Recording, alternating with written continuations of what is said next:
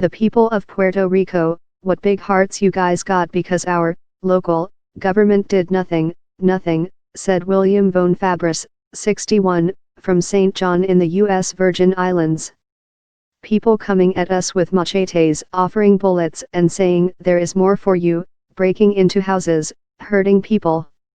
Royal Caribbean's Majesty of the Seas cruise ship was expected to depart the badly damaged St. Thomas, U.S. Virgin Islands, on Wednesday evening bound for San Juan, Puerto Rico, the U.S. Virgin Islands Commissioner of Tourism Beverly Nicholson Doty said. Irmas skirted Puerto Rico last week, knocking out power to 70% of the island, damaging buildings and killing at least 3 people, but the destruction was not nearly as bad as elsewhere in the Caribbean. The storm's 185 mph, 297 km per hour, winds hammered a string of tiny Caribbean islands that are territories of Britain, France, the Netherlands, and the United States. Homes, hotels, hospitals, marinas, and airports were badly damaged, and the extent of the chaos seemed to catch the wealthy nations off guard.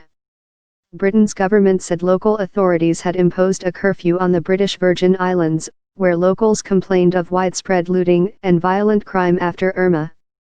UK Foreign Secretary Boris Johnson visited the islands on Wednesday, calling them a scene of utter devastation on Twitter as his government announced £25 billion, $33 billion, in extra aid for its territories. The nations all have launched military relief operations, but locals and tourists have criticized the response for being too slow and not reaching everybody evenly. Visiting the French Caribbean on Monday, French President Emmanuel Macron promised to quickly rebuild Saint Martin, a French territory shared with the Netherlands. British Foreign Secretary Boris Johnson met with security officials in Anguilla. Dutch King Willem-Alexander said the destruction he saw in Saint Martin was on a scale he had never seen before.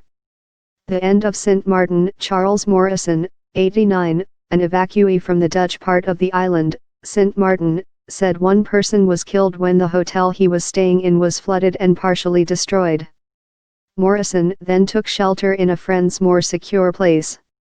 "The fact is, that's the end of Saint Martin," he said as he was pushed through San Juan's Luis Muñoz Marin International Airport in a wheelchair.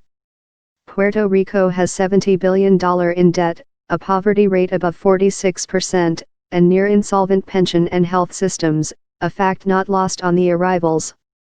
"God bless Puerto Rico and the hearts because you guys are struggling.